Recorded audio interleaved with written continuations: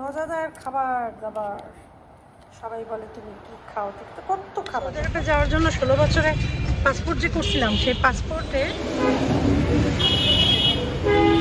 তবে ঠিক আছে, তো ভাতের চাল যখন নাই পোলাওই রান্না করি। মাই দুধে সেমাই হয়ে গেছে, ঘন হয়ে গেছে। আর সবাই ওরা খাইছে, আমার ভাগ্নি এসেছিল, ও খাইছে, আফিফ, আশফাক।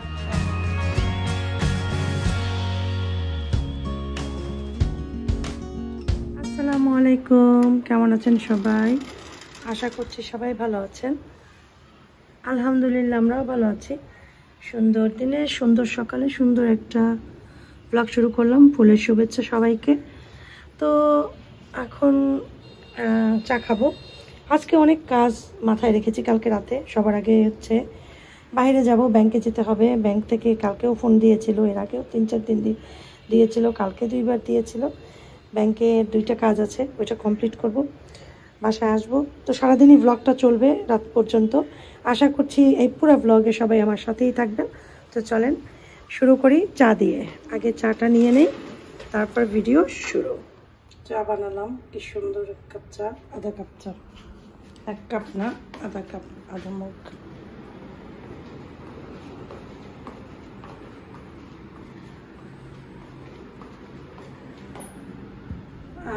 আমি একটু ব্যাংকে যাই, আর এখন বাজে 12:30।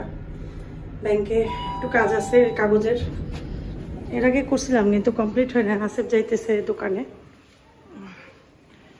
আসেফ তাড়াতাড়ি চলে এসো, আফিফ একা ঘুমায়। আফিফ আজকে স্কুলে যায় নাই, আফিফ এখন এই মাত্র শুয়ে পড়ছে। সারা সকাল পড়াশোনা করছে, সজাগ ছিল, এখন একটু ঘুমাইছে। আর আসেফের আব্বু তো বাসায় নাই, এই আর কি। তো দেখে একটু রিক্সা, এই রিক্সা। তো যাই ব্যাংকের কাজটা করে আসি। ওই একটা সিগনেচার করছে, একটা সিগনেচার নাকি হয় নাই কার্ড তোলার জন্য। আমার ব্যাংকের কার্ড হারাই গেছে, পরে ব্যাংকে স্টপ করাইছি কার্ডটা, পরে নতুন কার্ডের জন্য অ্যাপ্লাই করছি, কিন্তু সিগনেচার নাকি হয় নাই। বললো তো সেদিনকে সেইটা। কালকে আবার কল দিয়ে বলছে আপনার চেক বই নেন না কেন? আমি তো চেক বইয়ের অর্ডারই দেইনি। তো যাই দেখি কি অবস্থা। ইয়া রোদ,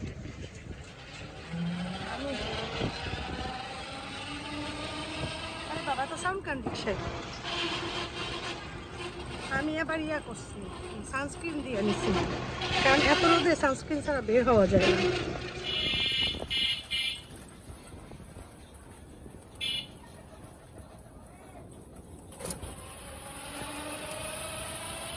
অক্সফোর্ড মিশন রোড দিয়ে যাইতেছি।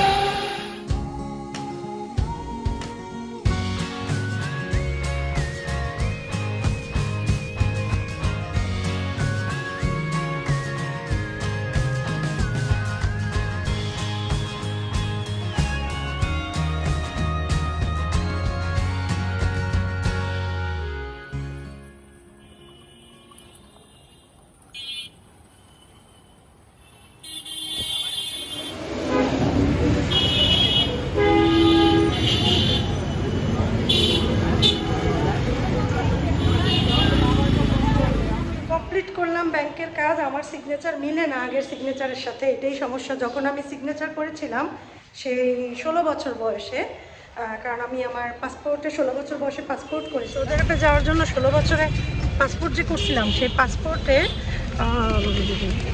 যে সিগনেচারটা করছিলাম সেটা বহু আগে। তো সেই 16 বছরের সিগনেচারটা এখন আমার সাথে মিলে না, হ্যাঁ কেন জানি। তো যাই হোক, এই সমস্যাটা এখন ইদানিং হচ্ছে আমার। এখন ওনারা বললো যে একটা কাজ করেন, আপনি নামটা আবার সিগনেচারটা নতুন করে আপডেট করেন। আমি বলছি হ্যাঁ সেটাই আপনারা একটু করে দেন, আমার জন্য ভালো হয়। এই কথা বলছি নানান রকমের। উনি বলতে তখন কথায় কথায় জানছে যে আমার ইয়ে আছে, ইউটিউব চ্যানেল আছে, তারও একটা পেজ আছে, সেই বলতেছিল। তো মাশাআল্লাহ ইউটিউব এই চ্যানেলটা আমার আসলে লাইফের খুবই একটা মানে কি বলে, মানে একটা গুরুত্বপূর্ণ পার্ট হিসাবে আমি নিচ্ছি। আর এটা আমার বলে না সন্তান যেভাবে ভালোবাসে, এরকম ভালোবাসছে আমি ইউটিউবকে। কারণ ইউটিউব পরিবারে যারা আমার সদস্য তারা আমাকে প্রচুর ভালোবাসে, এই জন্য তাদের ছাড়া আমি এখন আর থাকতে পারি না, এই আর কি কাহিনী। যাই হোক, রিক্সা নিলাম, এখন যাচ্ছি বাসার দিকে। চিন্তা করছি কিছু লাগবে কিনা, কিন্তু খুঁজেই পাই না যে কিছু লাগবে কিনা। কিন্তু বাসায় গেলে মনে পড়বে এটা লাগবে, ওটা লাগবে, সেটা লাগবে। বেশি দাম রাখছে, 60 টাকা বেশি। হ্যাঁ ভালো হইবে না? দিলাম ওইখানে একটা লোকে বিক্রি করতেছে, একটা দিলাম। আসিফের আব্বু একটু খায়, পছন্দ করে। আসিফও খায় কিন্তু আফিফ খায় না, তো এই জন্য অল্প করেই নিছি। আমি তো খাই না কখনো আখ, আর আখ খেলে বাসা নোংরা হয় খুব বেশি, পিঁপড়াও আসে, এই আর কি। কতগুলো আখ এভাবে করে দিয়ে আসছে, ওই রিক্সা থেকে আসে পেতে দিছিল, ছুটে গেছে, নোংরা পড়ে যায়, এই আর কি অবস্থা। তো যাই হোক, আখের পার্টি বাসায় নেই, আসে নাই এখনো। কেমন হয়েছে আখটা? Thank you very much. আমার শখটা মিটেছো, মানে শখ মিটেছে, আখ খাওয়ার শখ মিটে। একদিন অবসর আপনার সাথে খাইছিলাম, কিন্তু এত মজা ছিল না, এত মিষ্টি ছিল। মিষ্টি না একটা? এটা খুবই মিষ্টি। আর তুমি তো ভাত খাইলে না দুপুরবেলা, আমি হঠাৎ করে আসছি, আমার তো অসুবিধা নেই, কথা নেই। অসুবিধা তার নেই। জন্য তোমার ধন্যবাদ দিয়ে কাটাবার চাই। না তুমি তো চেষ্টা করছিলা আমার খাওয়াইতে, আমি তো বুঝছি তুমি সে সময় বারবার করতেছিলা তুমি খাইতে আসো খাইতে আসো, আমি তো বুঝছি, খাবার আছে, ওয়েট করতেছিলাম। এইদিকে এই যে চুলা পুড়ে যেতেছে, আমি চা বসাইছি, এখন বাজে অনেক, 2:30টার বেশি বাজে। আমি গোসল করলাম, নামাজ পড়লাম, এখন এই যে চা বসাইছি, আর ডিম পোস্ট করবো, আর রুটি দিয়ে খাবো, আর চা খাবো। তারপরে খাইতে চেয়েছিলাম দই আর কি জানি যে চিয়া সিড, কিন্তু দুপুরে এখন ইচ্ছে করে না ওগুলো খাইতে। যাই হোক ডিম রুটি খাই তার থেকে।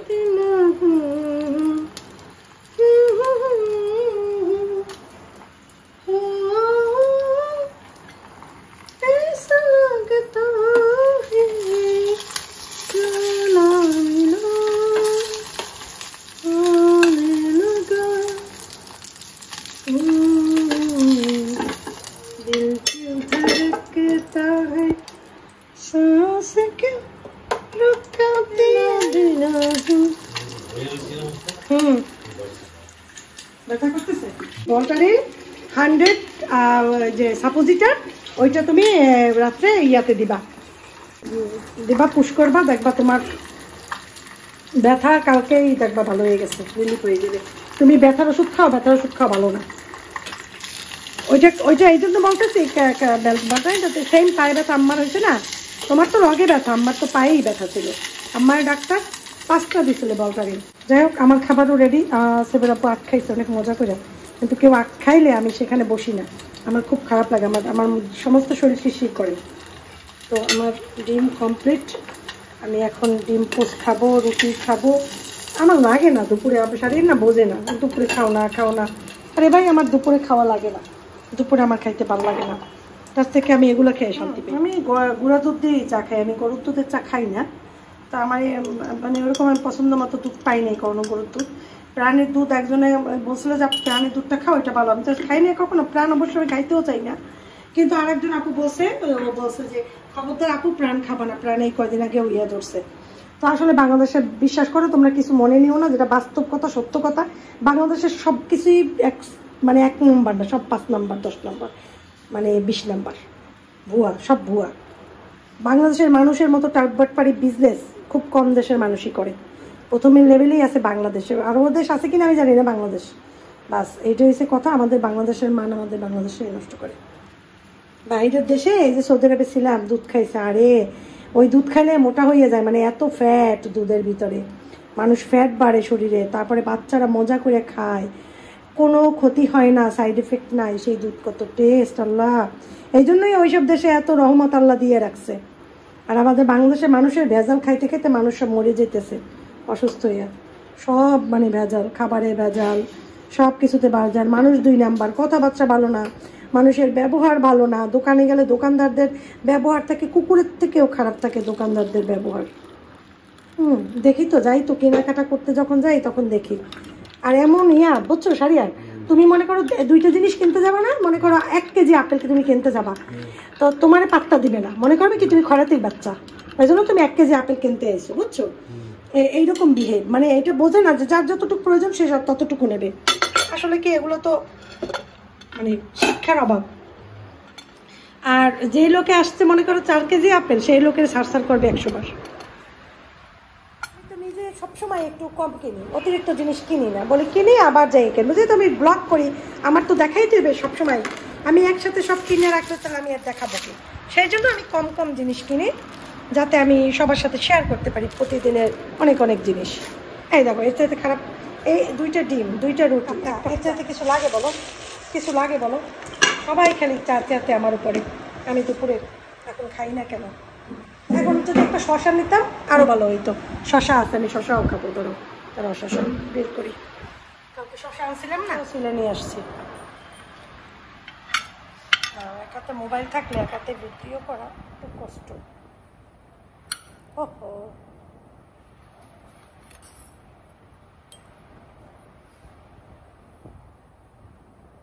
আছে, বসার রুমের ইয়েটা অফ করে দাও, ফ্যানটা শুধু শুধু চলতে আছে। মজার খাওয়া না বলো, চা খাবো, ফল খাবো, চাটা পরে খাবো, চাটা এখানে রাখি, চাটা পরে খাবো, আগে এগুলো খাই, আর সাথে একটু দই নেই। উৎপটাং খাবার, উৎপটাং মজাদার খাবার দাবার, সবাই বলে তুমি কি খাও, দেখতে কত খাবার দেখো। হ্যাঁ এর চাইতে আর লাগে কিছু বলো, আর খাবো না।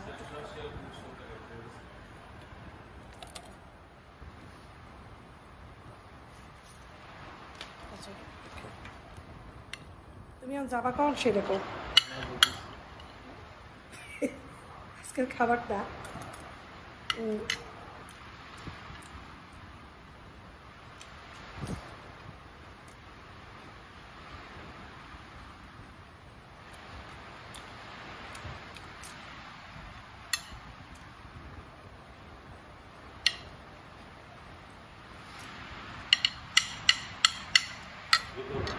যাও, এই যে বন্ধু রাখতো এর পিছনে, এই আমার পিছনে চেয়ারে রেখেছে বুঝাটা, বলো আপু চলে গেছে, এখন বাজে কম না 3:30টার বেশি বাজে, এখন আমি বসে বসে ভিডিও রেডি করব। আর এই আছে আম্মুর জন্য পানি দিও, চাই কাপ মেপে দাও, 1.5 কাপ দাও, মগের 1.5 মগ দাও। তো আসেফ চা বানাবে, আমি চা খাবো, চা খেয়ে ভিডিওটা রেডি করবো, তারপরে আবার আসেফ চা বানাবে না, জাস্ট পানি দেবে, আমি বানাবো, ওর বানানো অত সুন্দর হয় না আমার মতো। যাই হোক এখন তাহলে সাথেই থাকো, দেখো এরপর কী করি, ভিডিও আগে রেডি করে, আর এই ভিডিওটা তো চলতেই থাকবে, আপাতত একটু স্টপ করে ভিডিওটা রেডি করতে থাকি। ভিতরে সর দিছি দুধের সর, আসেফ খায় না দুধের সর, আসেফটা আবার একটু দুধ দিয়ে দিলাম।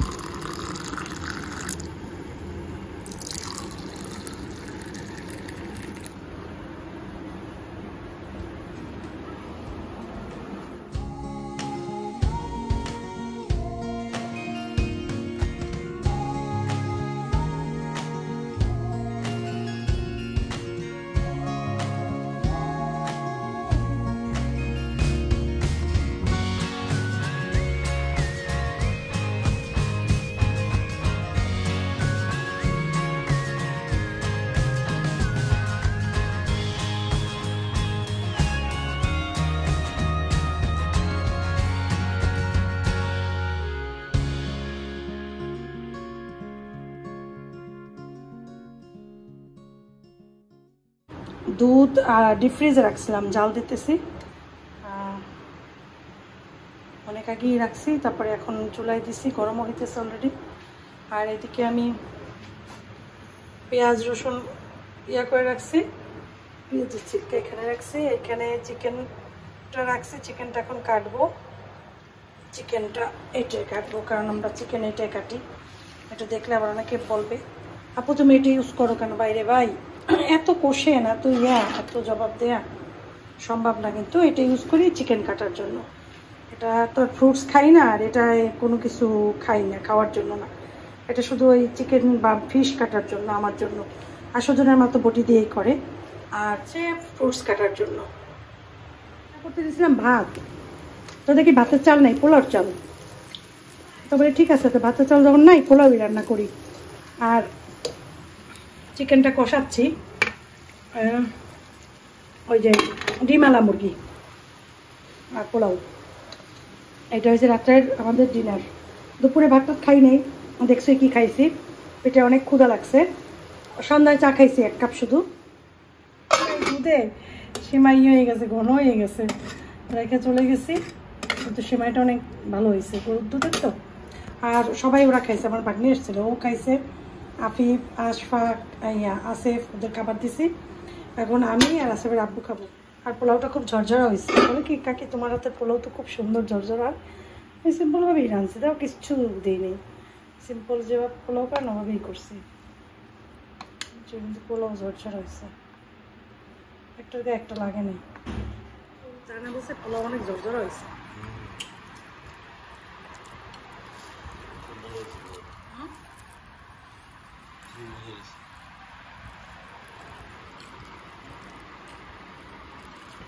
কিসমিস দিয়ে পোলাও মজা লাগে, কিসমিস দিলে পোলাও তো মজা হয়।